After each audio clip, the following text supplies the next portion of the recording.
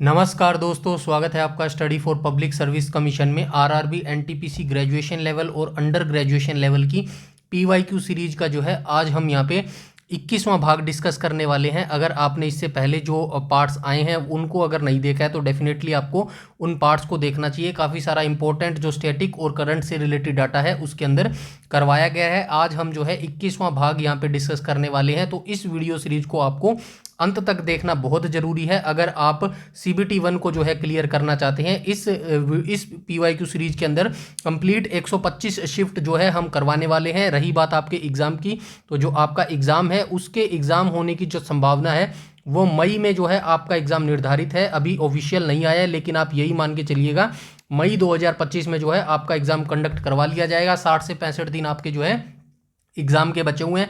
अपनी जी जान लगा दीजिएगा अगर आपका ये जो सिलेक्शन है CBT 1 के अंदर करना चाहते हैं। एक और इम्पोर्टेंट जो चीज़ है वो मैं बताना चाहता हूँ। मैंने बहुत दिन पहले कहा था कि स्टैटिक प्लस करंट अफेयर का जो एक वीडियो है वो हम बहुत जल्द जो है शुरू करने वाले हैं, तो उसकी जो है हमने तैयारी कर ली है। स्टैटिक प्लस करंट का जो पोर्शन है एवरी संडे हम जो है रिलीज़ करेंगे वीडियो, ठीक है, एवरी संडे। अगर पॉसिबल हुआ तो इसको जो है 2-3 वीडियो सप्ताह में प्रोवाइड करवा दी जाएगी। फिलहाल के लिए एवरी संडे जो है एक टॉपिक करवाएंगे और एक टॉपिक जो है फुल करवा देंगे। मतलब जिस टॉपिक को कवर करेंगे कंप्लीट उस टॉपिक को एक दिन के अंदर करवा देंगे। शुरुआत करेंगे कल से, यानी कि जो है 2 मार्च से इसकी शुरुआत करेंगे। कल पहली वीडियो कौन सी आएगी, तो पद्म पुरस्कार की जो है वीडियो आएगी, पद्मा पुरस्कार, ठीक है, पद्म पुरस्कार की इसके अंदर जो है कंप्लीट डिटेल कर ली जाएगी। इसके अंदर जो है स्टैटिक प्लस करंट दोनों रखा जाएगा, ठीक है, स्टैटिक प्लस करंट इसके अंदर दोनों रखा जाएगा। स्टैटिक क्या रखेंगे, पद्मा पुरस्कार की जो है हिस्ट्री इसके अंदर बताएंगे, और करंट अफेयर क्या रखेंगे, 2025 के जो अभी पद्मा अवार्ड दिए गए हैं वो किन किन व्यक्तियों को दिए गए हैं। इस तरीके से जो है हम इस सीरीज को स्टार्ट करने वाले हैं। एवरी संडे को जो है शाम को 4 बजे जो है ये वीडियो आ जाएगी, ठीक है, शाम 4 बजे जो है ये वीडियो आ जाएगी। तो इस वीडियो सीरीज को और PYQ सीरीज को आपको देखना बेहद जरूरी है। कोई भी डाउट है, क्वेरी है और या फिर सजेशन है तो कमेंट सेक्शन में कमेंट करके बता सकते हैं। साथ में इन सभी PDF की जो PDF है, इन सभी जो फाइलों की है PDF है वो बिल्कुल आपको फ्री मिलेगी। कहाँ मिलेगी, हमारे टेलीग्राम चैनल पर मिलेगी। और टेलीग्राम चैनल का लिंक कहाँ पर मिलेगा, तो इस वीडियो के डिस्क्रिप्शन में मिलेगा, वहाँ से ज्वाइन कर लीजिएगा।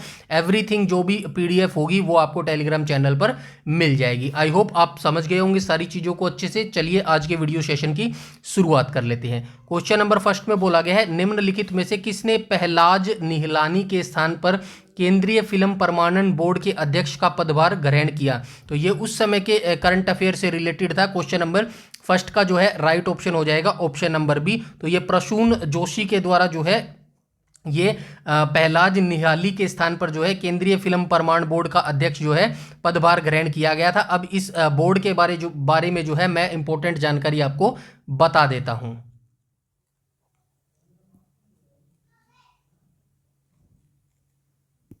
ठीक है, बात कर लेते हैं केंद्रीय फिल्म प्रमाणन बोर्ड।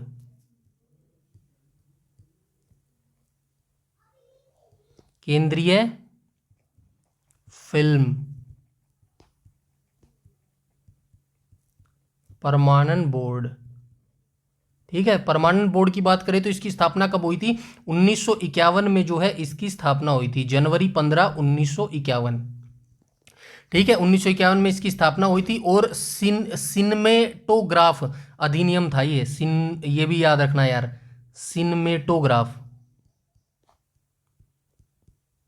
सिनेमेटोग्राफ अधिनियम कौन सा था, तो ये अधिनियम था 1952। इसके तहत जो है भाई इसकी स्थापना की गई थी। इसका पहले नाम क्या था, तो इसका पहले नाम होता था केंद्रीय फिल्म सेंसर बोर्ड। पहले नाम होता था पहले नाम होता था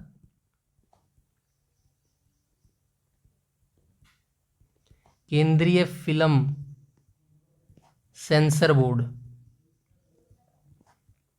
ठीक है, ये इसका जो है पहले नाम होता था, लेकिन इसका नाम चेंज कर दिया गया था। इसका नाम चेंज कब किया गया था, 1983 में सिनेमेटोग्राफ नियम संशोधन के बाद जो है इसका नाम बदलकर केंद्रीय फिल्म प्रमाणन बोर्ड जो है कर दिया गया था। ठीक है, इतनी जानकारी आप इस क्वेश्चन के बारे में याद रखेंगे। चलते हैं नेक्स्ट क्वेश्चन पे, ठीक है।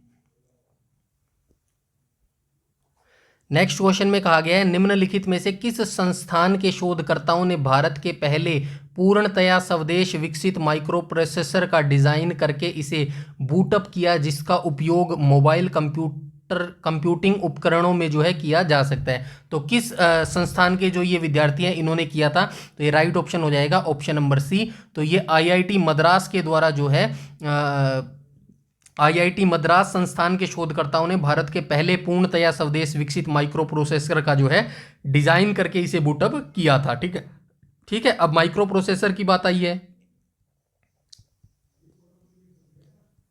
माइक्रो प्रोसेसर, ठीक है। माइक्रो प्रोसेसर कहां पर काम आता है, तो ये फोनों के अंदर भी यूज होता है और कंप्यूटर के अंदर भी जो है यूज होता है। तो फर्स्ट माइक्रो प्रोसेसर कौन सा था? फर्स्ट माइक्रो प्रोसेसर, एमपी से समझ लेना भाई, फर्स्ट माइक्रो प्रोसेसर कौन सा था, तो ये इंटेल 4004 था।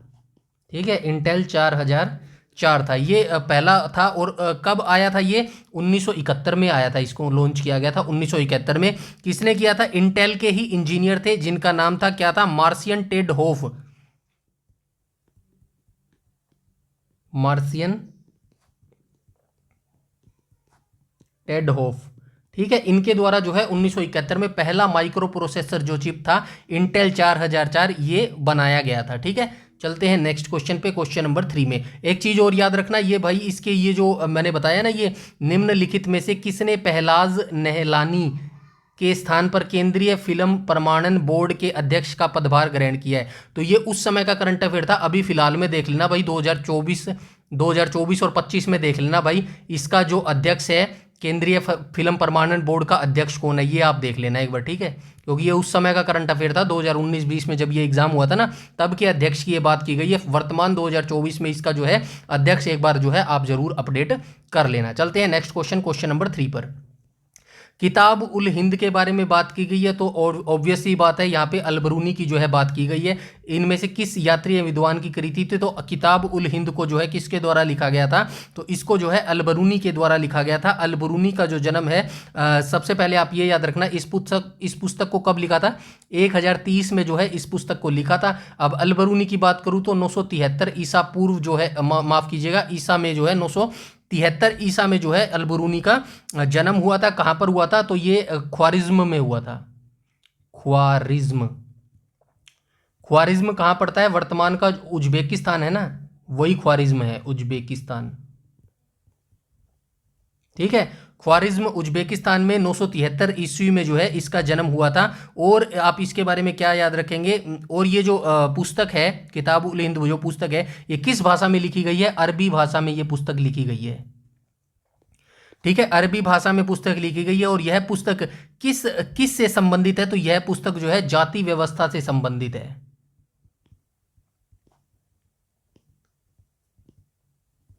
ठीक है, जाति व्यवस्था से ये संबंधित है। और मैं आपको बता दूं, अलबरूनी ने केरल को क्या कहकर संबोधित किया था? तो अलबरूनी ने केरल को जो है मालाबार कहकर संबोधित किया था।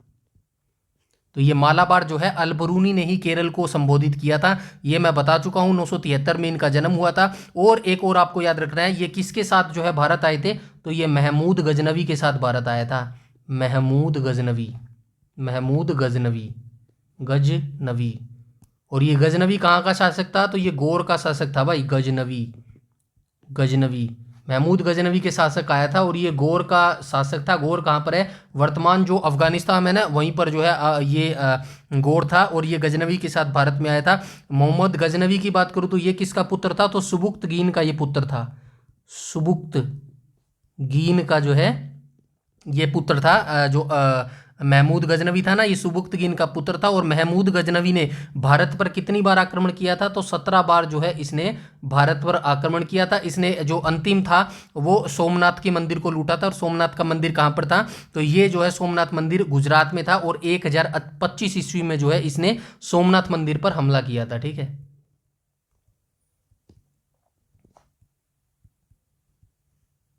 1025 में जो है सोमनाथ मंदिर पर इसने हमला किया था। तो इतनी जानकारी जो है आपको इस महमूद गजनवी और जो है अलबरूनी के बारे में होनी चाहिए। चलते हैं नेक्स्ट क्वेश्चन, क्वेश्चन नंबर 4 पर। क्वेश्चन नंबर 4 में बोला गया, सैद्धांतिक रूप से एक पूरी खुली किताब के केवल कुछ पन्नों द्वारा बना कोण डैश होता है। तो सैद्धांतिक रूप से एक जो पूरी खुली किताब होती है, केवल कुछ पन्नों के द्वारा जो कोण बनता है उसको क्या कहा जाता है? तो उसको कहा जाता है ऋजु कोण। ठीक है, ऋजु कोण जो है इसका राइट ऑप्शन हो जाएगा। क्वेश्चन नंबर 5 को देख लेते हैं। क्वेश्चन नंबर 5 में कहा गया है निम्नलिखित में से किस अनुच्छेद में संसद के दोनों सदनों की संयुक्त बैठक से संबंधित प्रावधान किया गया है? तो अनुच्छेद जो है 108 हो जाएगा क्वेश्चन नंबर 5 का। तो ये जो अनुच्छेद 108 है इसके अंदर संसद के दोनों सदनों की जो संयुक्त बैठक है उससे संबंधित जो है प्रावधान किया गया है। अनुच्छेद 129 के अंदर क्या है? तो अनुच्छेद 129 के अंदर जो सर्वोच्च न्यायालय को जो है अभिलेख न्यायालय होने का अधिकार देता है। यहां पे मैं लिख देता हूं सर्वोच्च न्यायालय को, सर्वोच्च न्यायालय को अभिलेख न्यायालय।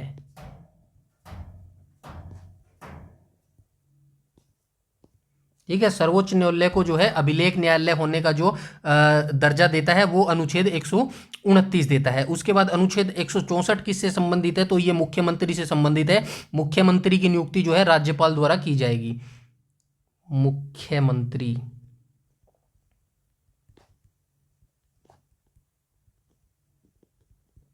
की नियुक्ति राज्यपाल करेगा। ये किस अनुच्छेद में लिखा है? ये अनुच्छेद 164 में लिखा है। बाकी जो मंत्री परिषद की नियुक्ति है वो जो है मुख्यमंत्री करेगा। ठीक है, उसके बाद हम अनुच्छेद 118 की बात करें तो अनुच्छेद 118 में क्या है ये आप मुझे कमेंट सेक्शन में कमेंट करके बताएंगे। ठीक है, 108 देख लिया, अनुच्छेद में दोनों संसद के सदनों की संयुक्त बैठक है। बाकी जो बेसिक अनुच्छेद है वो मैं आपको बता चुका हूँ। फॉर एग्जाम्पल जैसे कि यहाँ पे मैं थोड़ा सा और बता देता हूँ आपको, कोई नहीं, पेज जगह पड़ी है। फॉर एग्जाम्पल हमारे जो मौलिक अधिकार हैं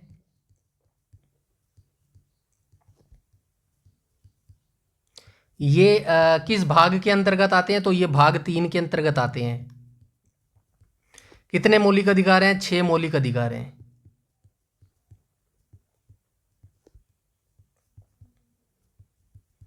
कहां से कहां तक है? 12 से 35 है मौलिक अधिकार। ठीक है, बाकी ये पिछली वीडियोस में एक एक डिटेल से बता भी चुका हूँ। फॉर एग्जांपल मैं बता देता हूँ, पहले जो है समानता का अधिकार आ जाए, समानता का अधिकार आएगा, फिर स्वतंत्रता का अधिकार आएगा, फिर शोषण के विरुद्ध अधिकार आएगा है। ठीक है, ऐसे ही चलता रहेगा। जैसे कि 14 से पहले 14 से 18 चलेंगे। ठीक है, फिर 19 से 22 चलेंगे, फिर 23 से 24 चलेंगे, फिर 25 से 28 चलेंगे। ठीक है, फिर 29 से 30 चलेंगे। ये सांस्कृतिक और जो हमारे संगठन है ना 29 और 30 ये सांस्कृतिक शिक्षा से रिलेटेड संबंधित है। अनुच्छेद 32 जो है ये हमारे संवैधानिक उपचारों का अधिकार है। उसके बाद हमारा क्या आ जाएगा? डीपीएसपी आ जाएंगे, राज्य के नीति निर्देशक तत्व जिसको सिद्धांत जिसको बोलते हैं। ये किससे हैं? अनुच्छेद 36 से 51 के बीच में है। उसके बाद हमारे जो है मौलिक कर्तव्य आ जाएंगे। मौलिक कर्तव्य हमारे 51 कै के अंदर हैं। उसके बाद आपको क्या देखने को मिलेगा? 52 से हमारा जो है राष्ट्रपति देखने को मिलेगा। राष्ट्रपति हमारे जो है अनुच्छेद 52 से लेके 62 के बीच में मिलेंगे। उसके बाद आपको क्या देखने को मिलेगा? हमारे जो उपराष्ट्रपति हैं वो देखने को मिलेंगे, उपराष्ट्रपति। तो भारत का जो प्रथम नागरिक है वो कौन हो जाएगा? प्रथम नागरिक हो जाएगा उपराष्ट्रपति, और जो सेकंड नागरिक है वो हमारे उपराष्ट्रपति जी हो जाएंगे। उपराष्ट्रपति हमारे कहाँ से देखने को मिलेंगे? अनुच्छेद 63 से 73 को देखने को मिलेंगे। उसके बाद जो है प्रधानमंत्री देखने को मिलेंगे, प्रधानमंत्री। तो प्रधानमंत्री जो है ये अनुच्छेद 74-75 में आपको देखने को मिलेंगे। इसके बाद आपको क्या देखने को मिलेगा? संसद देखने को मिलेगी। भारत की जो संसद है ये अनुच्छेद किसके अंदर मिलती है? तो ये अनुच्छेद 79 के अंदर मिलेगी आपको संसद। उसके बाद आपको क्या देखने को मिलेगी? राज्यसभा देखने को मिलेगी। ये उच्च सदन है राज्यसभा। राज्यसभा किस सदन में मिलेगी? किस अनुच्छेद में मिलेगी? 80 में मिलेगी। उसके बाद आपको मिलेगी लोकसभा। लोकसभा किस अनुच्छेद में मिलेगी? तो ये मिलेगी अनुच्छेद 81 के अंदर। ये इतने सारे अनुच्छेद जो हैं ये बेसिक अनुच्छेद हैं। वनडे एग्जाम्स में यहीं से जो है क्वेश्चन आपसे पूछ लिया जाता है, बस घुमा के पूछ लिया जाता है। कैसे भी पूछ लिया जाए, सारी डिटेल जो है मैंने आपको यहाँ पे बता दी है। चलते हैं नेक्स्ट क्वेश्चन पे। क्वेश्चन नंबर 6 में बोला गया है भारत डैश का एक सहयोगी सदस्य है। तो भारत किसका एक सहयोगी सदस्य है? तो साफ्टा का जो है भारत एक सहयोगी सदस्य है। तो ये साफ्टा, नाफ्टा और आसियान, इन तीनों के बारे में जो है मैं अभी आपको बताने वाला हूं।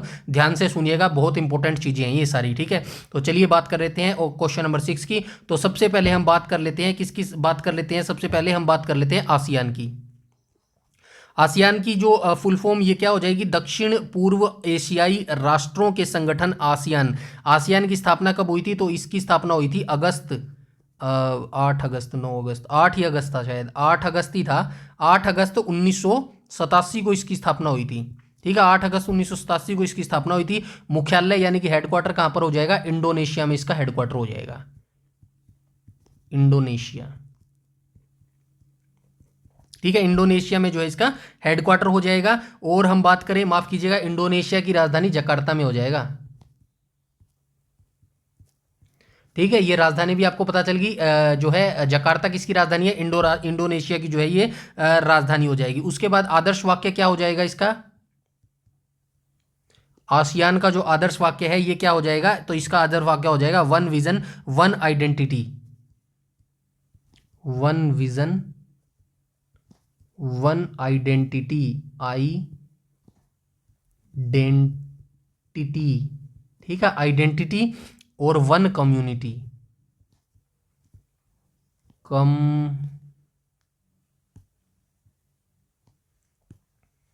कम्युनिटी, ठीक है। ये इसका आदर्श वाक्य हो जाएगा। उसके बाद हम साफ्टा की बात करें तो साफ्टा की जो स्थापना है ये कब हुई थी? तो ये साफ्टा की जो स्थापना है ये हुई थी भाई 2006 में, जनवरी 2006 में इसकी स्थापना हुई थी,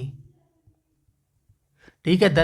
जनवरी 2006 में इसकी स्थापना हुई थी। दक्षिणी एशियाई मुक्त व्यापार क्षेत्र है इसकी फुल फॉर्म। उसके बाद यह जो समझौता दक्षिण एशियाई क्षेत्रीय सहयोग संगठन सार्क के सदस्यों के बीच जो है व्यापार को बढ़ावा देने के लिए जो है बनाया गया था। और साफ्टा का जो हेडक्वार्टर है ये कहां पर हो जाएगा? तो ये हो जाएगा काठमांडू में काठमांडू में ये काठमांडू, अरे यार, काठमांडू में जो है इसका हेडक्वार्टर हो जाएगा, ठीक है। ये काठमांडू जो है नेपाल की राजधानी भी हो जाएगी, ठीक है। उसके बाद नाफ्टा की बात करें तो नाफ्टा की स्थापना कब हुई थी? नाफ्टा की जो स्थापना है ये जनवरी 1994 में हुई थी, ठीक है। जनवरी 1994 जो है नाफ्टा की स्थापना हुई थी। तो ये तीनों की डिटेल मैंने आपको बता दी है, आसियान की स्थापना, साफ्टा और नाफ्टा की भी स्थापना जो है बता दी है। चलते हैं नेक्स्ट क्वेश्चन पे। क्वेश्चन नंबर 7 में बोला गया है, रक्षा अनुसंधान एवं विकास संगठन की स्थापना किस वर्ष की गई? तो रक्षा अनुसंधान एवं विकास संगठन की जो स्थापना है ये किस वर्ष की गई थी? तो ये किस वर्ष की गई थी? तो ये की गई थी भाई 1958 में जो है रक्षा अनुसंधान एवं विकास संगठन की जो है स्थापना की गई थी, ठीक है। उसके बाद आप को जो है मैं और संगठन बता देता हूं, जैसे कि ये तो बात हो गई डीआरडीओ की, ठीक है। उसके बाद आप क्या याद रखेंगे? इसरो की स्थापना आप याद रखेंगे। इसरो के बाद आप किसकी स्थापना रखेंगे? बार्क की स्थापना आप याद रखेंगे। बार्क की स्थापना के बाद और क्या याद रखेंगे? इसरो हो गया, बार्क हो गया, डीआरडीओ हो ही गया, और क्या हो गया? सीएसआईआर रह गया, सीएसआईआर। तो इनकी स्थापना वर्ष भी आप जरूर याद रखेंगे। इसरो की स्थापना की बात करूं तो 15 अगस्त 1969 को इसकी स्थापना हुई थी, 1969 को। किसने स्थापना की थी इसकी, इसरो की? तो ये विक्रम साराभाई ने की थी, विक्रम अंबालाल साराभाई, इनका कुछ ऐसा नाम था, साराभाई। तो ये भारत का अंतरिक्ष का जनक भी जो है विक्रम साराभाई को ही बोला जाता है। बार्क की स्थापना की बात करूं तो बार्क की जो स्थापना है ये 1954 में हुई थी, ठीक है। बार्क की स्थापना कब हुई थी? तो ये 3 जनवरी 1954 को हुई थी, 1954 को, ठीक है। और भारत का जो पहला परमाणु रिएक्टर था वो कौन सा था? तो पहला रिएक्टर जो था वो अप्सरा था। इसकी स्थापना कब हुई थी? इसकी स्थापना 1956 में हुई थी। और भारत का परमाणु जनक किसे कहा जाता है? तो भारत का परमाणु जनक जो है होमी जहांगीर बाबा को बोला जाता है। मैं लिख देता हूं होमी जहांगीर बाबा को, HJB से आप समझ लेना, होमी जहांगीर बाबा। और इन्हीं को जो है भारत का परमाणु का जनक बोला जाता है। CSIR की बात करूं तो 1942 में जो है CSIR की स्थापना हुई थी। 1942 में ही जो है भारत छोड़ो आंदोलन भी शुरू हुआ था।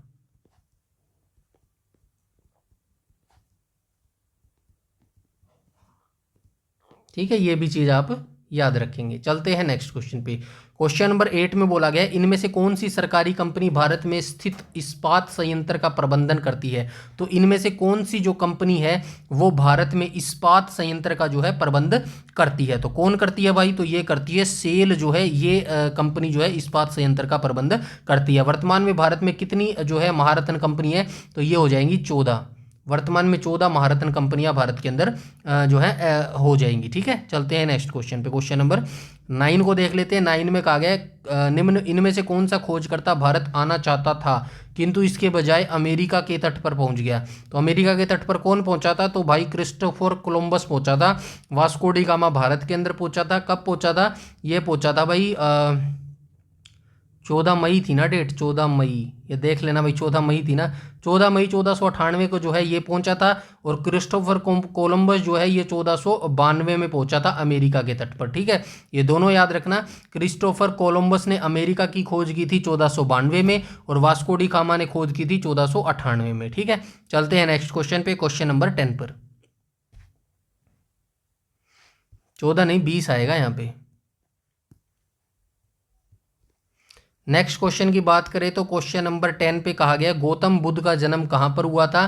तो ये सबसे पहले आप याद रखेंगे, तो इनका जो जन्म है वो कब हुआ था, 563 ईसा पूर्व हुआ था।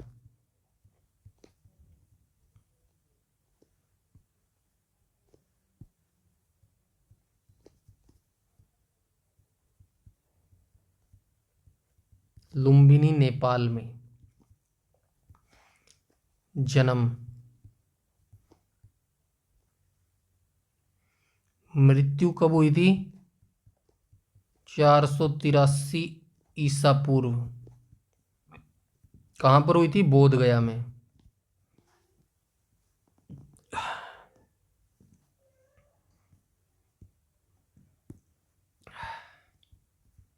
कुशीनगर में हुई थी। बोध गया में तो इनको ज्ञान की प्राप्ति हुई थी।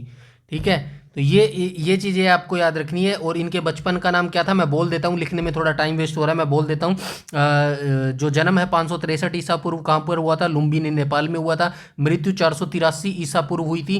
कहाँ पर हुई थी, तो ये कुशीनगर में हुई थी। बचपन का नाम इनका सिद्धार्थ था, पिता का नाम क्या था, शुद्धोदन था, और माता का नाम क्या था, माया था। और ये जो है माया जो महात्मा बुद्ध थे इनको शाक्य मुनि भी जो है कहा जाता था।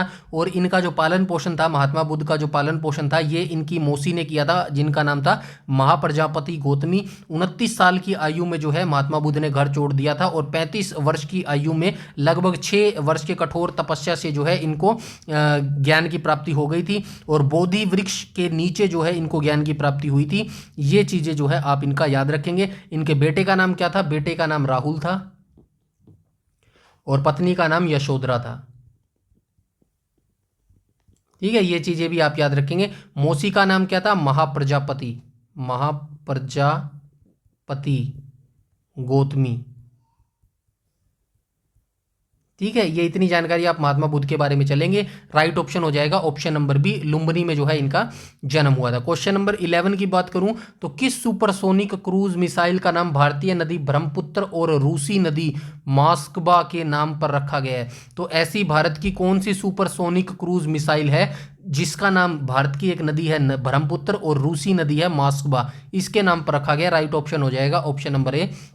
तो ब्रह्मोस जो सुपरसोनिक क्रूज मिसाइल है इसी का नाम जो है भारतीय नदी ब्रह्मपुत्र और रूसी नदी मास्का के नाम पर रखा गया। अब ये जो ब्रह्मपुत्र नदी है ये कहाँ से निकलती है, तो ये मानसरोवर, चीन में जो मानसरोवर है वहाँ के ग्लेशियर है चेमा युंगडुंग, वहाँ से जो है ये ब्रह्मपुत्र नदी निकलती है। और भारत में कहाँ पर प्रवेश करती है, तो भारत में ये जो ब्रह्मपुत्र नदी है ये अरुणाचल प्रदेश में प्रवेश करती है। और अरुणाचल प्रदेश में इसको किस नाम से बुलाया जाता है वो आप मुझे बताएंगे। और बांग्लादेश में ब्रह्मपुत्र नदी को जमुना के नाम से बुलाया जाता है। ठीक है, ये मैंने आपको बता दिया। आप मुझे क्या बताएंगे, भारत में जो है अरुणाचल प्रदेश में ब्रह्मपुत्र को किस नाम से पुकारा जाता है। ठीक है, चलते हैं नेक्स्ट क्वेश्चन पे, क्वेश्चन नंबर 12 पर।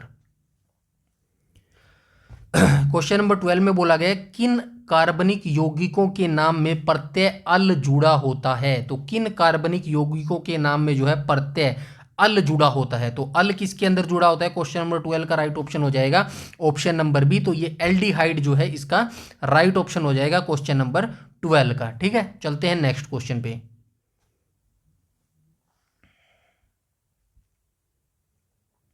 क्वेश्चन नंबर 13 में बात की गई है शरीर में विल्ली कहाँ पाया जाता है। तो ये एक विल्ली है जो शरीर में पाया जाता है। तो शरीर में जो विल्ली है वो कहाँ पर पाया जाता है, तो ये पाया जाता है भाई ऑप्शन नंबर ए, छोटी आंत के जो अंदर है ये विल्ली पाया जाता है। अब मैं आपको बता देता हूँ छोटी आंत जो होती है हमारे शरीर में, इसका मुख्य काम क्या होता है। तो इसका मुख्य काम होता है शरीर में भोजन पचाने का काम होता है। ठीक है,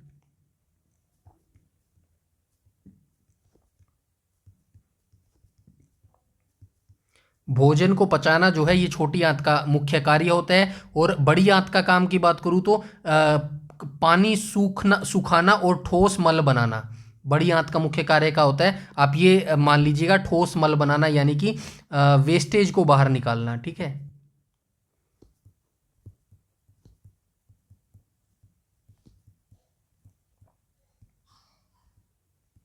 उसके बाद अमाशय की बात करूँ तो अमाशय का मुख्य कार्य क्या होता है, भोजन के पाचन का ही ये काम करता है, भोजन के पाचन का ही ये काम करता है।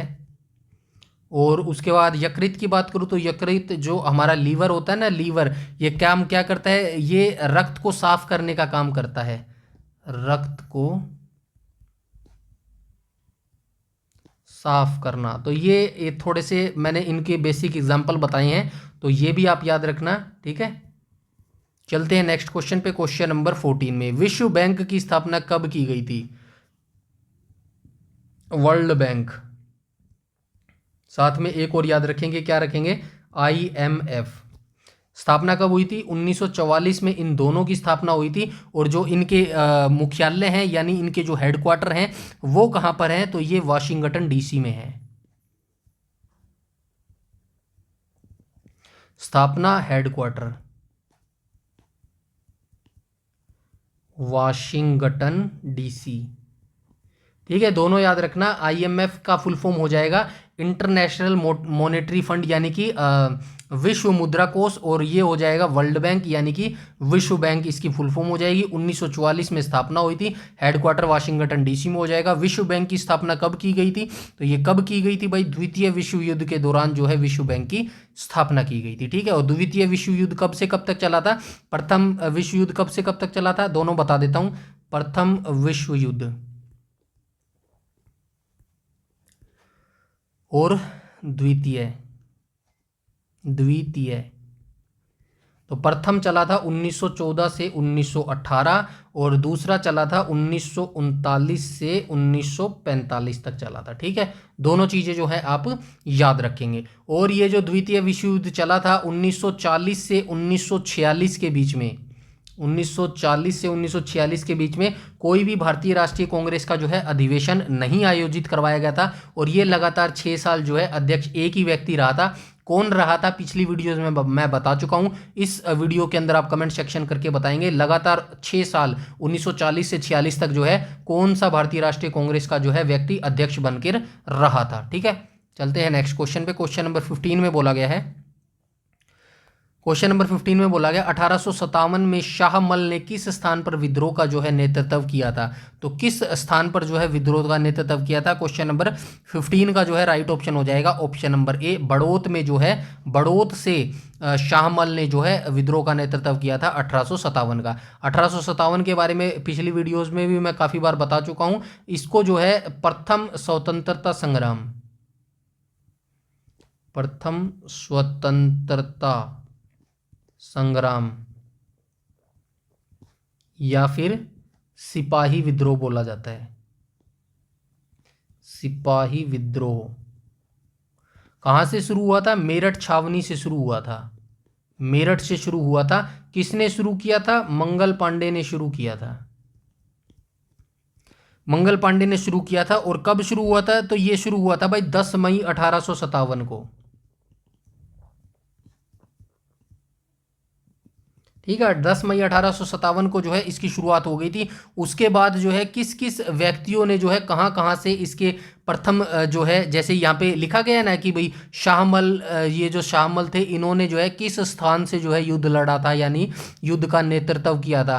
तो ऐसे ही कुछ प्रमुख व्यक्ति हैं जिन्होंने निम्नलिखित स्थानों से जो है इनका स्थानों से नेतृत्व किया था। मैं कुछ कुछ बता देता हूँ।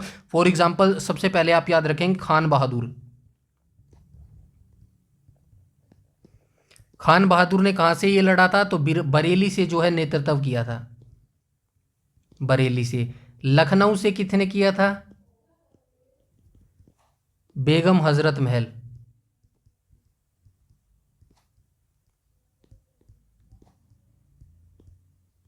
ठीक है, बेगम हजरत महल ने। उसके बाद आप क्या याद रखेंगे, झांसी से किसने किया था? लक्ष्मीबाई ने। ठीक है, लक्ष्मीबाई ने किया था। कुंवर सिंह ने कहाँ से किया था? बिहार से। ऐसे बहुत सारे हैं। कुंवर सिंह ने कहाँ से किया था? बिहार से। उसके बाद मौलवी अहमद उल्ला ने कहाँ से किया था? अहमद उल्ला। तो अहमद उल्ला ने किया था ये फैजाबाद से। ठीक है, इतने अभी फिलहाल के लिए आप याद रखिएगा। ये मैं आपको बता चुका हूँ, ये प्रमुख जो व्यक्ति थे वो मैं आपको बता चुका हूँ कि इन्होंने कहाँ कहाँ से जो है नेतृत्व किया था। उसके बाद जो है मौलवी लियाकत अली का भी याद रखना, इलाहाबाद और बनारस से जो है इन्होंने विद्रोह का नेतृत्व किया था। और ये जो ब्रिटिश शासन के विरुद्ध जो ये युद्ध लड़ा गया था 1857 में, इस समय जो है मुगल बादशाह कौन होते थे? तो बहादुर शाह जफर होते थे, बहादुर शाह जफर। चलते हैं नेक्स्ट क्वेश्चन, क्वेश्चन नंबर 16 पे। 16 में बोला गया है 9वीं शताब्दी में स्थापित प्रसिद्ध विक्रमशिला विश्वविद्यालय की स्थापना किसने कराई थी? तो किसने कराई थी? धर्मपाल ने जो है इसकी 9वीं शताब्दी में विक्रमशिला की जो स्थापना है वो करवाई थी। इसके बारे में आप क्या याद रखेंगे? इसके बारे में आप ये याद रखेंगे, विक्रमशिला विश्वविद्यालय की स्थापना धर्मपाल ने की थी। और ये किस वंश से संबंधित थे? तो ये पाल वंश से संबंधित थे, पाल वंश। ठीक है, पाल वंश की स्थापना भी जो है इन्होंने धर्मपाल ने की थी, और पाल वंश से ये जो है वंश संबंधित था। उसके बाद आप क्या याद रखेंगे, कहाँ पर ये अवस्थित है? तो ये बिहार में अवस्थित है। कौन सा, क्या बिहार में अवस्थित है? तो ये विक्रमशिला था ना, ये कहाँ पर अवस्थित था? बिहार में ये अवस्थित था। बाद में इसको नष्ट करवा दिया था। किसने नष्ट करा दिया था? तो ये बख्तियार खिलजी ने इसको नष्ट कर दिया था, बख्तियार खिलजी ने। बख्तियार खिलजी ने इसको कब नष्ट किया था? 1193 में जो है इसको नष्ट कर दिया था। 1193 में इसको नष्ट कर दिया था बख्तियार खिलजी ने। किसको नष्ट किया था? विक्रमशील विदा को। अब मैं एक और क्वेश्चन आपसे पूछता हूँ, 1193 से मुझे याद आ रहा है 1191 और 1192 यहाँ पे हुई थी तराइन की प्रथम लड़ाई, तराइन का प्रथम युद्ध, और ये हुआ था तराइन का दूसरा युद्ध।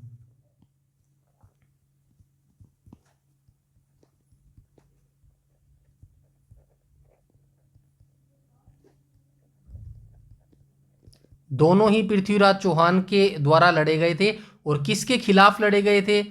मोहम्मद गोरी के खिलाफ लड़े गए थे।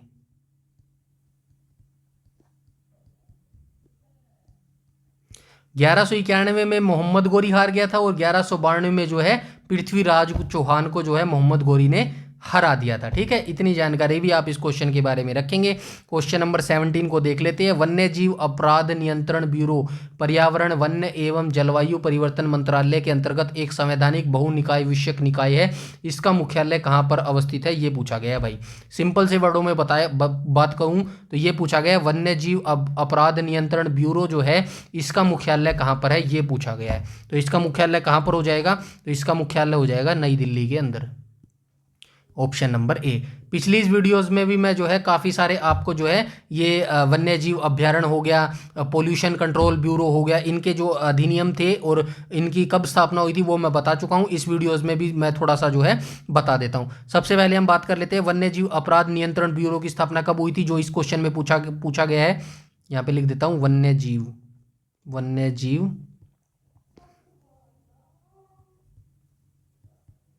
अपराध नियंत्रण ब्यूरो, इसकी स्थापना कब हुई थी? तो इसकी स्थापना भाई जून 2007 में हुई थी।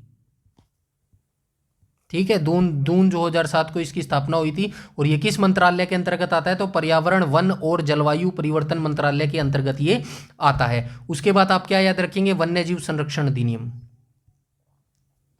वन्य जीव संरक्षण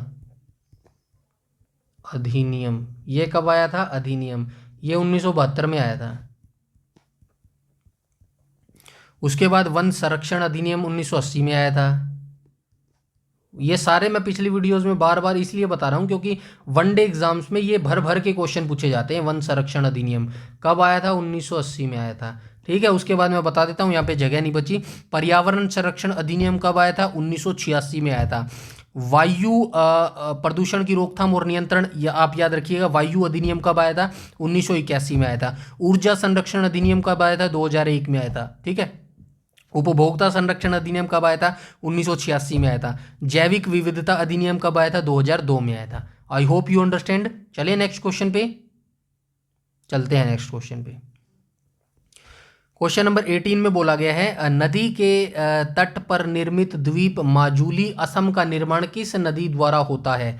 तो ये ब्रह्मपुत्र के द्वारा होता है भाई। ब्रह्मपुत्र के ऊपर भी बात की गई है, कोई दिक्कत नहीं है, अभी भी बात कर लेते हैं।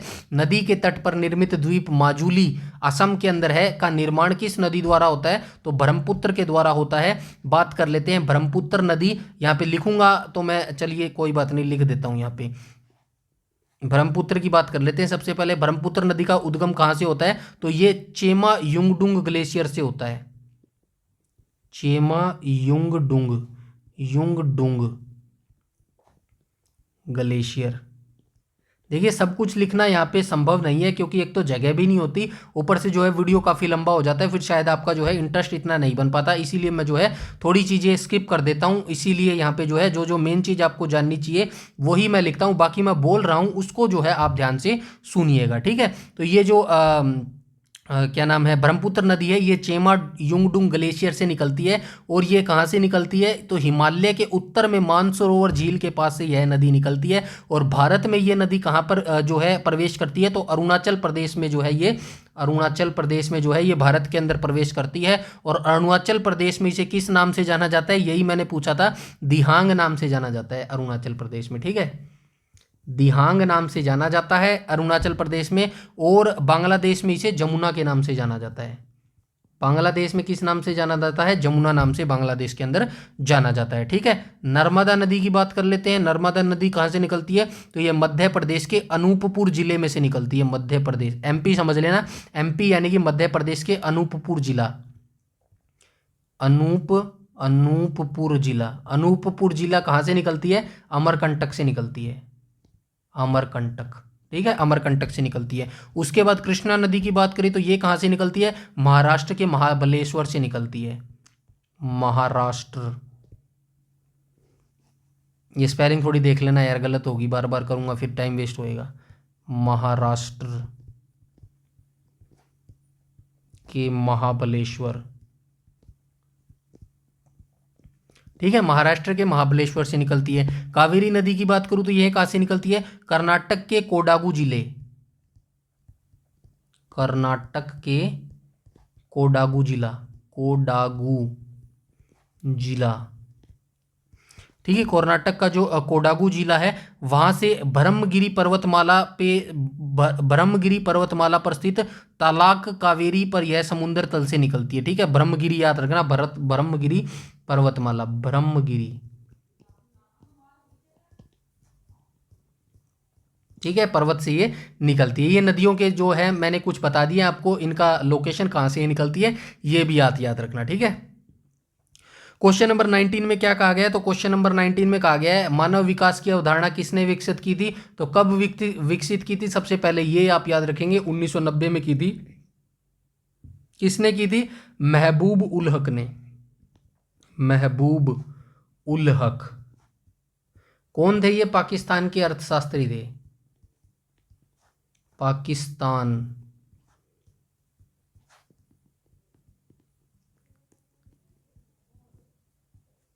पाकिस्तान के अर्थशास्त्री थे। कहाँ पर है महबूब हक? ये हो जाएगा। ठीक है, चलते हैं नेक्स्ट क्वेश्चन पे। क्वेश्चन नंबर 20, 2020 तक जानकारी के अनुसार संयुक्त राष्ट्र की सुरक्षा परिषद में कितने सदस्य हैं? तो सबसे पहले संयुक्त राष्ट्र की बात आई है तो मैं हमेशा बता चुका हूँ संयुक्त राष्ट्र के बारे में।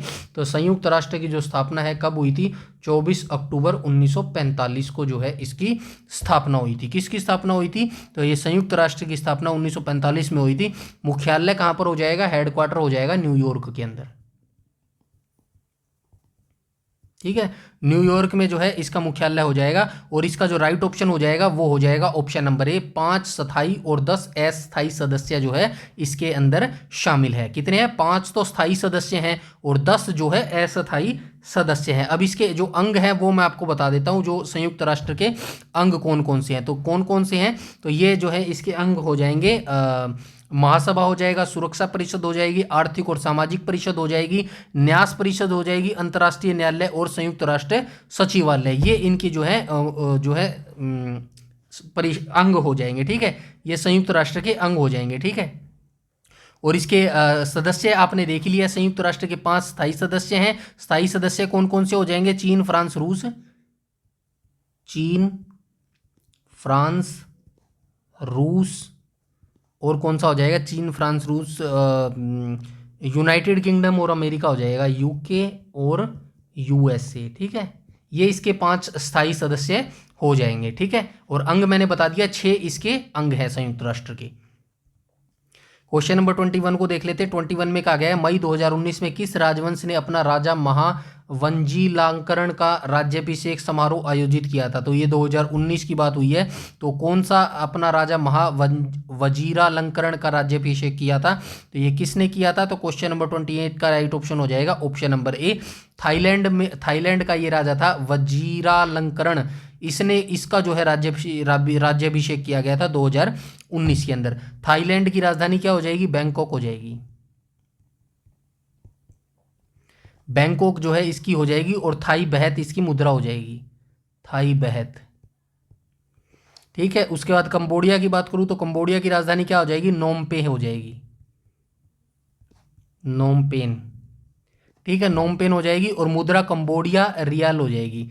ठीक है, भूटान की राजधानी की बात करूं तो भूटान की हो जाएगी थिम्पू।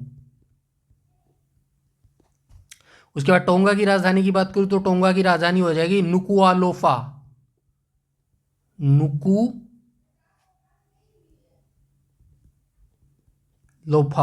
ये टोंगा की राजधानी हो जाएगी। ठीक है, चलते हैं नेक्स्ट क्वेश्चन में। सबसे लंबा लिखित संविधान और सबसे छोटा संविधान, अमेरिका।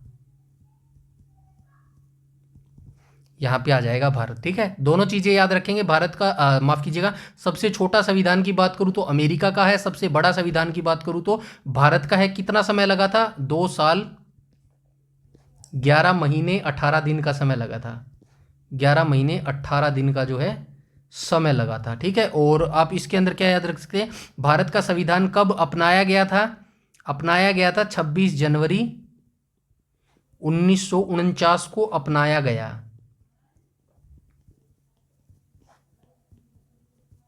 लागू कब हुआ?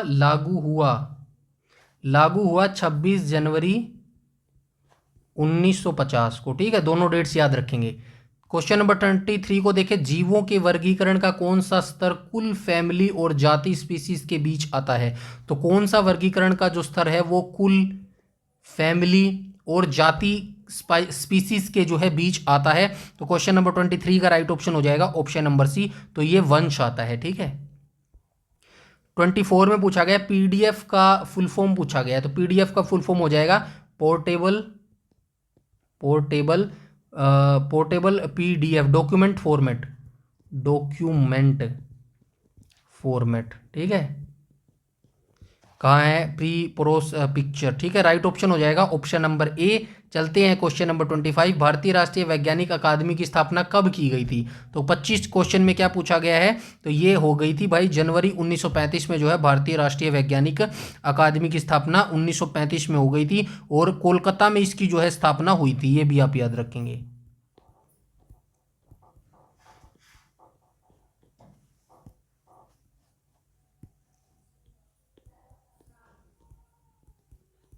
ठीक है, कोलकाता में जो है इसकी स्थापना हुई थी। National institute of sciences of India के नाम से हुई थी। 1970 में जो है इसका नाम बदलकर भारतीय राष्ट्रीय विज्ञान अकादमी कर दिया गया था। 1970 में जो है इसका नाम बदल दिया गया था, याद रखना आप, 1970 में जो है नाम बदल दिया गया था।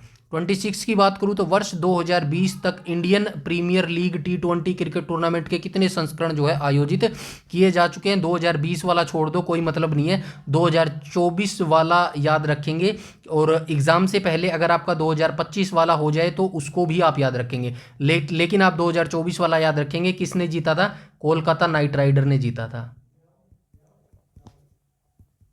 नाइट राइडर, ठीक है। किसको हराया था? सनराइजर हैदराबाद को, सनराइजर हैदराबाद को। और ये हैदराबाद, और ये जो आपका आईपीएल है ये अप्रैल और मई के महीने में कंडक्ट करवाया जाता है। अभी जो ये मार्च 22-24 मार्च से स्टार्ट हो रहा है, आपका एग्जाम मई में होगा। मुझे लगता है आईपीएल 2025 कंडक्ट करवा लिया जाएगा आपके एग्जाम से पहले, तो ये 2025 वाला भी आप जरूर देख के जाएंगे। इसकी वीडियोज में जो है कंप्लीट होते ही इस आईपीएल की एक वीडियो बना दूंगा। आईपीएल की जो स्थापना है कब हुई थी? 2007 में इसकी स्थापना हुई थी, लेकिन जो पहला संस्करण था, पहला एडिशन था, वो कब कंडक्ट करवाया गया था? 2008 में जो है पहला संस्करण कंडक्ट करवाया गया था। ठीक है, चलते हैं नेक्स्ट क्वेश्चन पे। 27 में बोला गया है, इससे आप ये एक चीज और याद रखना, क्रिकेट की बात हुई है तो आईसीसी की स्थापना कब हुई थी? 1909 के अंदर हुई थी। बीसीसीआई की स्थापना कब हुई थी? 1928 में बीसीसीआई की स्थापना हुई थी। क्वेश्चन नंबर 27 की बात करूं तो 27 में कहा गया, प्रकाश के 7 घटक रंगों में प्रकीर्णन की घटना की खोज 1666 में किसके द्वारा की गई थी? आइजक न्यूटन के द्वारा जो है 1666 में रंगों में प्रकीर्णन की घटना, रंगों में प्रकीर्णन की घटना की खोज किसने की थी? आइजक न्यूटन के द्वारा ये की गई थी। क्वेश्चन नंबर 38 की बात करूं तो 28 में क्या कहा गया है? इंदिरा गांधी नहर कमान क्षेत्र को पूर्व में किस नाम से जाना जाता था? तो इंदिरा गांधी नहर कमान क्षेत्र को पूर्व में मतलब इससे पहले किस नाम से जाना जाता था? तो ये जाना जाता था राजस्थान नहर के नाम से जो है इसको जाना जाता था। इंदिरा गांधी नहर का जो शुरू हुई थी, कब शुरू हुई थी? 31 मार्च 1958 को।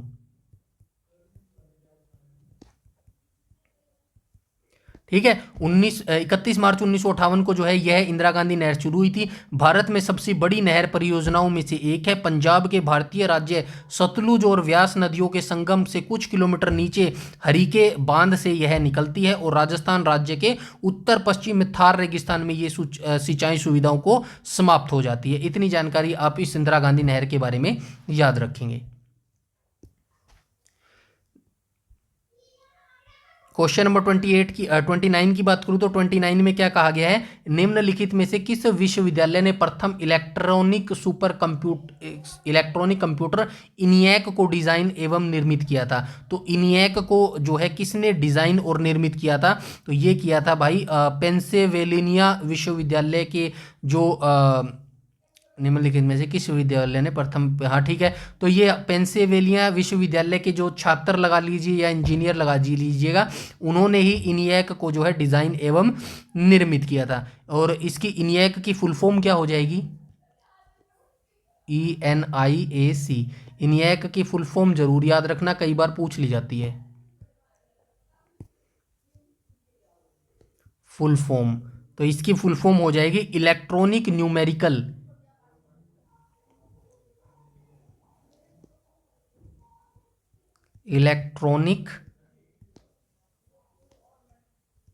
Numerical,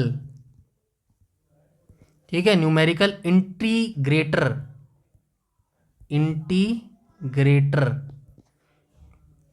and computer. ठीक है, ये इसकी फुल फॉर्म हो जाएगी भाई इनियक की, ये भी जरूर याद रखना। और इंटीग्रेटेड कंप्यूटर की स्थापना यानी कि इनियक की स्थापना कब हुई थी? 1945 में जो है ये इसकी स्थापना हुई थी। किसने की थी? तो ये की थी भाई मोचली और जे प्रेस्पर एकट ने इसको बनाया था। ठीक है, जॉन मोचली।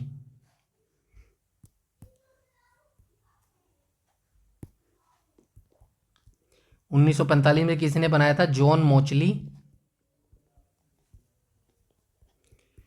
मोचली और जे प्रेस्पर एकर्ट। ठीक है, ये इनके द्वारा बनाया गया था। चलते हैं नेक्स्ट क्वेश्चन पे। क्वेश्चन नंबर 30 में कहा गया है, जनगणना 2011 के अनुसार भारत में किस देश से आने वाले प्रवासियों की संख्या सर्वाधिक है? तो किस देश से जो है काम करने वाले जो मजदूर, जो प्रवासी लोग होते हैं, वो भारत के अंदर आते हैं। तो बांग्लादेश से जो है सर्वाधिक ये संख्या में आते हैं प्रवासी। क्वेश्चन नंबर 30 का राइट ऑप्शन हो जाएगा ऑप्शन नंबर सी। और इस क्वेश्चन से क्या जो पहली जनगणना कब हुई थी? पहली जनगणना कब हुई थी? ये आई थी 1972 में। किसके समय में हुई थी? मायो के समय में हुई थी। ठीक है ये, और ये एक सिस्टमेटिक जनगणना नहीं थी। जो पहली नियमित जनगणना थी वो कब हुई थी? नियमित, ये कब हुई थी? ये हुई थी 1981 में, रिपन के समय में। ठीक है, और आप क्या याद रख सकते हैं? कुल कितनी जनगणनाएं हो चुकी हैं? 15 जनगणनाएं हो चुकी हैं। स्वतंत्रता के बाद बात करें तो 7 जनगणनाएं हो चुकी हैं। ठीक है, और क्या याद रख सकते हैं जनगणना से? और तो काफ़ी सारी जानकारी है वैसे तो। कभी हम जनगणना का एक टॉपिक लेके आएंगे स्पेशल में, स्टैटिक जीके और करंट अफेयर के अंदर, वहाँ से जो है जनगणना कंप्लीट जो है मैं करवा दूंगा। ठीक है, और बांग्ला सीमा की बात करूं तो इन देशों की, पाकिस्तान की जो राजधानी है क्या हो जाएगी? इस्लामाबाद हो जाएगी। चीन की जो हो जाएगी बीजिंग हो जाएगी। बांग्लादेश की ढाका हो जाएगी। नेपाल की काठमांडू हो जाएगी। सबसे बड़ी जो सीमा है वो बांग्लादेश की लगती है। सबसे बड़ी जो सबसे छोटी जो सीमा है वो किसकी लगती है? अफगानिस्तान की लगती है। ठीक है, ये चीज़ें भी आप याद रखेंगे। पाकिस्तान के साथ जो सीमा लगती है उसको क्या कहा जाता है? रेड क्लिफ कहा जाता है। और क्या कहा जाता है? चीन के साथ जो सीमा लगती है उसको क्या कहा जाता है? मैकमोहन कहा जाता है। सारी चीजें जो है एक से एक रिलेट करके आप याद रखेंगे। ठीक है, क्वेश्चन नंबर 31 में कहा गया, मलेरिया रोधी दवा क्विनीन इनमें से किस पौधे से प्राप्त की जाती है? कुनैन के पौधे से जो है मलेरिया रोधी दवा क्विनैन को प्राप्त किया जाता है। क्वेश्चन नंबर 32 में कहा गया, कंप्यूटिंग के संदर्भ में निम्नलिखित में से कौन सा क्रम सही है? टीबी केबी एमबी जीबी गलत हो जाएगा। जीबी टीबी एमबी केबी, जीबी टीबी ये भी गलत हो जाएगा। टीबी जीबी एमबी केबी ये राइट हो जाएगा। एमबी जीबी टीबी केबी एमबी जीबी ये भी गलत हो रहा है। राइट ऑप्शन हो जाएगा option number C. Question number 32 का राइट ऑप्शन हो जाएगा ऑप्शन नंबर सी। पहले आएगा केबी यानी कि किलोबाइट, फिर आएगा एमबी यानी कि मेगाबाइट, फिर आएगा जीबी यानी कि गीगाबाइट, फिर आएगा टीबी यानी कि टेराबाइट। ऐसे ही जो है आगे चलता जाएगा ये। ठीक है, 33 में बात करें तो राष्ट्रीय कांग्रेस के पहले महासचिव कौन थे? तो ये थे भाई ए.ओ. हयूम थे। ठीक है, महासचिव कौन थे? ऑप्शन नंबर सी हो जाएगा क्वेश्चन नंबर 33 का। 33 का राइट ऑप्शन हो जाएगा ए.ओ. हयूम जो है महासचिव थे। और इसके जो अध्यक्ष थे वो कौन थे? अध्यक्ष थे इसके व्योमेश चंद्र बनर्जी। व्योमेश चंद्र बनर्जी। ठीक है, बनर्जी। और इसकी मैं बता चुका हूं, जो भारतीय राष्ट्रीय कांग्रेस की स्थापना थी 28 दिसंबर 1985 को इसकी स्थापना हुई थी। उसके बाद जो इम्पोर्टेंट जो अधिवेशन थे वो कहां पर आयोजित किए गए, कौन कौन उनके अध्यक्ष थे और किस समय जो है कौन कौन से काम हुए थे, ये कंप्लीट डिटेल जो मैं प्रीवियस वीडियोज के अंदर बता चुका हूं। इसीलिए मैं कहता हूं कि प्रीवियस वीडियो जो है आप जरूर देखिएगा। ठीक है, चलते हैं नेक्स्ट क्वेश्चन में। क्वेश्चन नंबर 34 में 34 में क्या कहा गया? अक्टूबर 2020 तक प्राप्त जानकारी के अनुसार मंगल ग्रह के कितने चंद्रमा है? तो मंगल ग्रह के जो है 2 हैं, फेमोस और डिबोस। फेबोस और डिमोस। फेबोस और डिमोस। ठीक है, क्वेश्चन नंबर 34 का जो है राइट ऑप्शन हो जाएगा ऑप्शन नंबर सी। मंगल ग्रह के 2 चंद्रमा है, फेबोस और डिमोस। चलते हैं नेक्स्ट क्वेश्चन में। 35 में क्या बोला गया है? उत्तर भारतीय वाद्य यंत्र नगाड़ा के समक्ष दक्षिण भारतीय वाद्य यंत्र कौन सा है? तो ये जो उत्तर भारत है उसके अंदर वाद्य यंत्र कौन सा फेमस है? नगाड़ा है। तो इसी के समकक्ष यानी कि इसके बराबर जो दक्षिण भारत में कौन सा वाद्य यंत्र बजाया जाता है? 35 का राइट ऑप्शन हो जाएगा ऑप्शन नंबर ए राइट हो जाएगा। छेंदा जो है इसके समकक्ष दक्षिण भारत का वाद्य यंत्र है। और ये जो नगाड़ा है इसको कौन बजाता था? नगाड़ा को कौन बजाता था? तो मुगल साम्राज्य के जो बादशाह थे अकबर जो है इसमें बजाने के निपुण थे नगाड़ा को। ठीक है, 36 में कहा गया है, निम्नलिखित में से कौन सा वन्यजीव अभयारण्य गोवा में स्थित है? तो गोवा में अभयारण्य जो अभयारण्य स्थित हो जाएगा कौन सा हो जाएगा? तो 36 का राइट ऑप्शन हो जाएगा ऑप्शन नंबर बी। भगवान महावीर वन्यजीव अभयारण्य जो है गोवा में स्थित है। ठीक है, ये आपको याद रखना है। दंडेली वन्यजीव अभयारण्य कहां पर है? कर्नाटक में।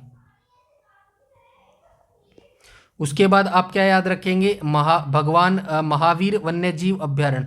ये रुक गया यार, गलत है। ये कौन सा वन्यजीव अभयारण्य? गोवा में स्थित है। तो ये नहीं आएगा भाई, यहाँ पे ये महावीर नहीं आएगा, ये गलत हो गया ये तो गोवा में है ही नहीं। भगवान महावीर वन्य जीव अभ्यारण्य। चिनार वन्य जीव अभ्यारण्य कहाँ पर है? तो चिनार वन्य जीव अभ्यारण्य केरल के अंदर हो जाएगा। इंटरव्यू द्वीप वन्य जीव अभ्यारण्य कहाँ पर हो जाएगा? अंडमान निकोबार द्वीप में हो जाएगा, अंडमान एंड निकोबार द्वीप में हो जाएगा ये। तो भगवान महावीर वन्य जीव अभ्यारण्य ये कहाँ पर हो जाएगा? उत्तर प्रदेश के अंदर अवस्थित है ये। गोवा में कोई भी नहीं है भाई इसके अंदर, ठीक है, ये गोवा में स्थित नहीं है। पूछा गया होगा, ये क्वेश्चन ही अजीब लग रहा है मेरे को। खैर इस क्वेश्चन को आप छोड़ दीजिए एक बार, ठीक है, इस पे ध्यान मत दीजिएगा क्वेश्चन पे, ठीक है। आप मैं क्या बता रहा हूँ वो ध्यान रखिएगा, इस क्वेश्चन को छोड़ दीजिएगा। आपको ये याद रखना है दांडेली वन्य जीव अभ्यारण्य कहाँ पर है? कर्नाटक में है। भगवान महावीर वन्य जीव अभ्यारण्य कहाँ पर है? उत्तर प्रदेश में है। चिनार वन्य जीव अभ्यारण्य कहाँ पर है? केरल में है। इंटरव्यू वन्य जीव अभ्यारण्य कहाँ पर है? अंडमान एंड निकोबार में। ये चारों आप याद रखेंगे, ठीक है, क्वेश्चन को छोड़ दीजिए।